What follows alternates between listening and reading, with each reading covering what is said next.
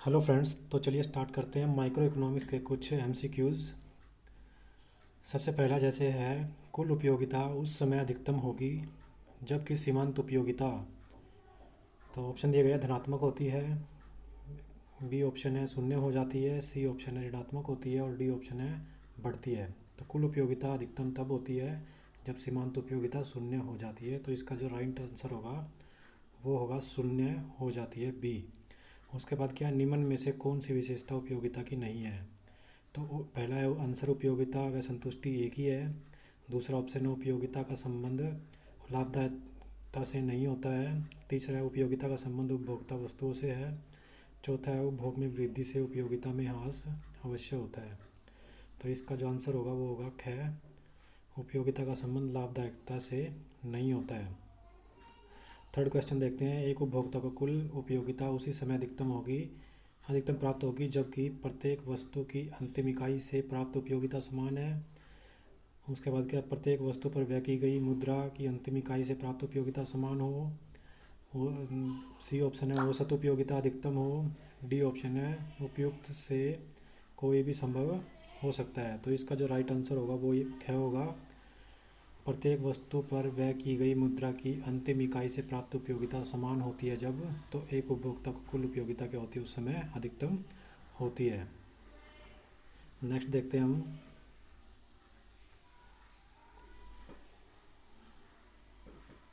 Next में है जब कुल उपयोगिता बढ़ती है तो सीमांत उपयोगिता। अब ऑप्शन दिए गए हैं धनात्मक और गिरती हुई होती है। बी ऑप्शन है ऋणात्मक और बढ़ती हुई होती है। सी ऑप्शन ऋणात्मक एवं गिरती हुई होती है और डी ऑप्शन है शून्य होती है। तो इसका राइट आंसर होगा ए, धनात्मक और गिरती हुई होती है।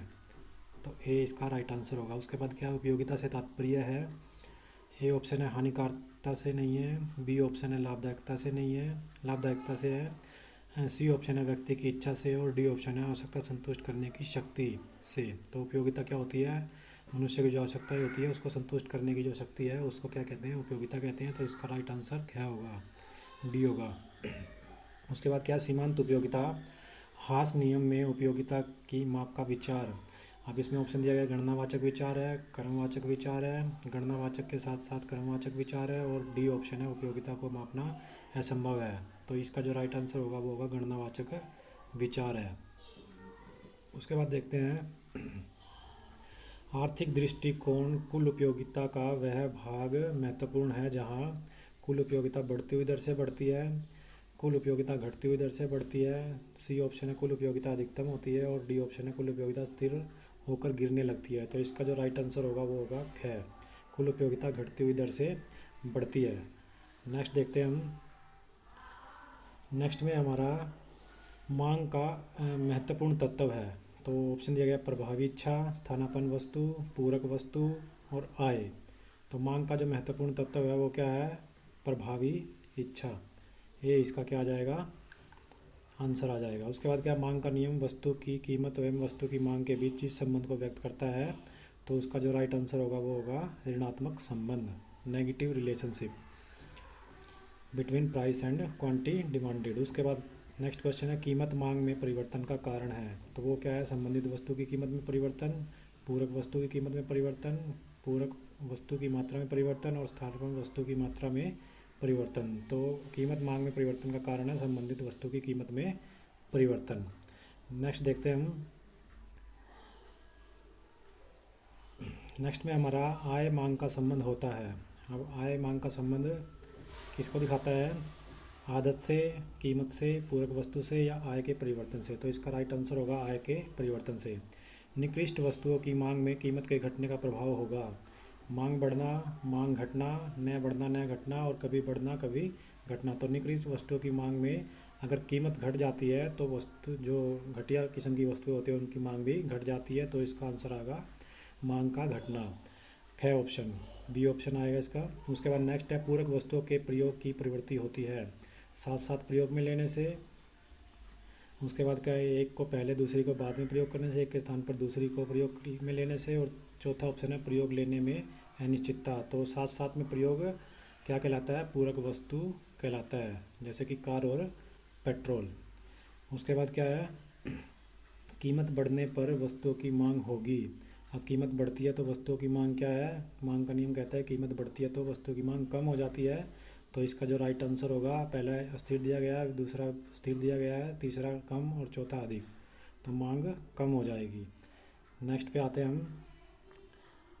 नेक्स्ट में हमारा, किसी वस्तु की मांग अधिक लोचदार होती है यदि वह वस्तु एक अनिवार्य आवश्यकता की वस्तु है, उस वस्तु का उपयोग आदत के कारण किया जाता है, उस वस्तु का उपयोग भविष्य के लिए स्थगित नहीं किया जा सकता, और उस वस्तु का उपयोग भविष्य के लिए स्थगित किया जा सकता है। अगर हम भविष्य के लिए किसी वस्तु को छोड़ सकते हैं, वर्तमान में उसको नहीं खरीदते हैं, तो उसकी मांग अधिक लोचदार होगी। तो इसका राइट आंसर होगा डी।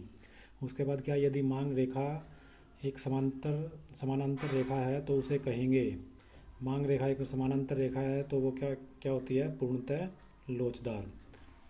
तो इसका जो राइट आंसर होगा वो क्या होगा, ए होगा, पूर्णतः लोचदार। उसके बाद क्या है, यदि चाय की कीमत 5% की वृद्धि होने से उसकी मांगी हुई मात्रा में 20% की कमी होती है तो मांग की कीमत लोच होगी। तो ये कैसे निकालते हैं हम, 20/5, तो ये हमारे पास कितना आ जाएगा, 4। तो ये राइट आंसर होगा ख। उसके बाद नेक्स्ट हमारा क्या है, नेक्स्ट में हमारा कीमत में होने वाले सूक्ष्म परिवर्तन का मांग पर पड़ने वाले प्रभाव को कहा जाना जाता है, वो है बिंदु लोच विधि द्वारा। तो ए ऑप्शन इसका राइट आंसर होगा। उसके बाद नेक्स्ट क्या हमारा, मांग वक्र के दो बिंदुओं के मध्य मांग की लोच ज्ञात करने हेतु जिस विधि को काम में लेना पड़ता है वह है, तो वो होगी हमारी चाप लोच विधि। कुल व्यय विधि, चाप लोच विधि, प्रतिशत विधि और बूंदी लोच विधि। तो इसके अंदर राइट आंसर आएगा चाप लोच विधि। नेक्स्ट देखते हैं हम। नेक्स्ट में हमारा, अर्थशास्त्र में उत्पादन का अर्थ है वस्तुओं में उपयोगिता का सृजन, वस्तुओं की उपयोगिता को नष्ट करना, नए आविष्कार और नवीन वस्तुओं का निर्माण। तो इसका जो राइट आंसर होगा, वस्तुओं की उपयोगिता में सृजन। मार्शल ने उत्पादन के साधन बताए हैं, तो मार्शल ने उत्पादन के कितने साधन बताए हैं, 5 साधन बताए हैं। उसके बाद नेक्स्ट क्या हमारा, मार्शल के अनुसार भूमि का अर्थ है वो है समस्त प्राकृतिक संपदा। उसके बाद नेक्स्ट क्या है हमारा, तो उसमें सभी संपदाएं आ जाती हैं, मतलब भूमि में सभी कुछ आ जाता है, उपजाऊ भूमि भी, बंजर भूमि भी, हर तरीके की भूमि को इंक्लूड किया गया इसमें। मार्शल के अनुसार भूमि का जो अर्थ है वो है समस्त प्राकृतिक संपदा। उसके बाद क्या, पूंजी में सम्मिलित है, तो ज़मीन में गड़ा धन, रहने का मकान, कारखाने और मशीन यंत्र या खेल का मैदान। तो इसका राइट आंसर होगा सी, कारखाने की मशीन या वह यंत्र। उसके बाद क्या, साधन तथा साध्य दोनों है, तो वो क्या है, साधन और साध्य, भूमि है, पूंजी है, साहस है या श्रम है। तो राइट आंसर होगा श्रम। तो ये थे माइक्रो के कुछ MCQs।